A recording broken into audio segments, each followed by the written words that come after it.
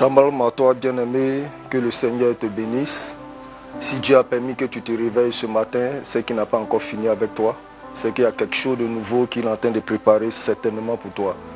Peu importe là où tu te trouves, dans ton véhicule, sur ton lit, déjà au travail, dans la voiture, peut-être même dans le métro, que la grâce de Dieu soit sur ta vie et que Dieu te localise, que le Dieu de Méphibosheth te localise et que sa bonté luise sur ta face au nom de Jésus-Christ. Alors ce matin, nous allons parler d'un autre sujet. Il est écrit dans Josué chapitre 1, le verset 9.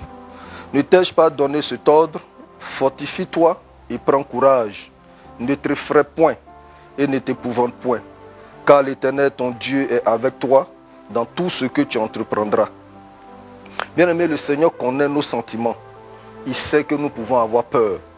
Il sait que nous pouvons nous réfugier derrière la peur. Quand les situations deviennent difficiles, quand les situations deviennent un peu trop grandes pour nous, souvent nous nous réfugions derrière la peur. Mais bien aimé, ce que tu dois comprendre ce matin, c'est que tu n'as pas intérêt à te réfugier derrière la peur, mais tu dois plutôt te réfugier derrière le Seigneur. Combien de personnes n'ont pas peur dans cette situation de pandémie? Tout le monde a peur. Tout le monde a peur d'être contaminé. Tout le monde a peur d'attraper ce virus qui fait tant de morts dans nos pays. Mais laisse-moi te dire que derrière le Seigneur, tu es en sécurité. Derrière le Seigneur, tu es en paix. Derrière le Seigneur, aucun mal ne t'arrivera. Et je profite ce matin pour déclarer sur ta vie et sur la vie de ta famille que cette pandémie ne t'atteindra pas au nom de Jésus-Christ de Nazareth. La victoire sera ton partage, la grâce de Dieu sera ton partage. Tu n'iras pas au cimetière à cause de cette pandémie, mais tu rendras témoignage de la grâce de Dieu, de la gloire de Dieu dans ta vie, dans ta maison et dans ta famille au nom de Jésus-Christ. Bien-aimé, la peur est une tactique du diable. La peur va te paralyser. La peur va fausser la réalité.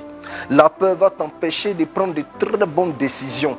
Toute décision que tu vas prendre dans la peur va t'amener derrière la mort.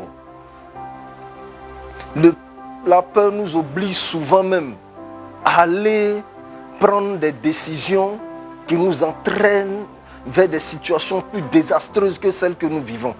Bien-aimé, ce que tu dois faire, c'est te réfugier derrière le Seigneur. Le Seigneur a déclaré sur ta vie et dit connais les projets qu'il a formés pour toi. Projets de paix et non de malheur. Donc tu n'as pas à craindre la peur. Tu n'as pas à craindre toutes les situations qui se posent au devant de toi. Sache que Dieu t'a fait une promesse. Ne t'effraie point.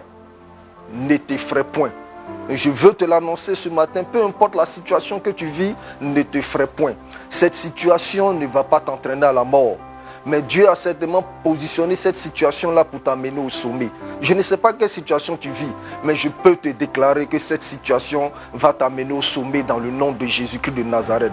Satan a-t-il peut-être donné une situation autour de toi? A-t-il peut-être bloqué quelque chose dans ta vie?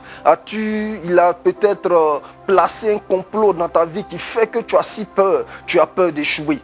Tu as peur de ne pas réussir. Tu as peur que les choses n'aillent pas dans le sens que tu désires. Mais sache que le Seigneur est au contrôle de toutes choses. Et parce que le Seigneur est au contrôle, il te dit ce matin, n'aie pas peur. Ne t'effraie point. Parce que ton Dieu est au contrôle. Bien-aimé, la peur va t'amener à aller vers ce qu'on appelle l'échec. Souviens-toi que les bateaux ne coulent pas à cause de l'eau sur lequel le bateau passe. Mais tous les bateaux qui coulent à cause de l'eau qui entre dans le bateau. Et si tu laisses la peur entrer dans ton esprit, tu vas couler. Si tu laisses la peur entrer dans ton cœur, tu vas couler. Mais si tu peux te réfugier derrière le Seigneur, si tu peux te réfugier derrière le roi de gloire, si tu peux te réfugier derrière le Rédempteur de Jérusalem, tu auras la victoire. Je prie ce matin que toute peur s'éloigne de ta vie, que toute peur s'éloigne de tes situations, que toute peur s'éloigne de ta famille. Reçois la grâce de là où tu es et je prie que ta peur se transforme en cri de joie dans le nom de Jésus-Christ de Nazareth. Que cette journée soit une journée de joie pour toi, une journée de bénédiction, une journée de grâce. Que Dieu te bénisse, que Dieu te bénisse, que Dieu te bénisse. Shalom à toi, bien-aimé.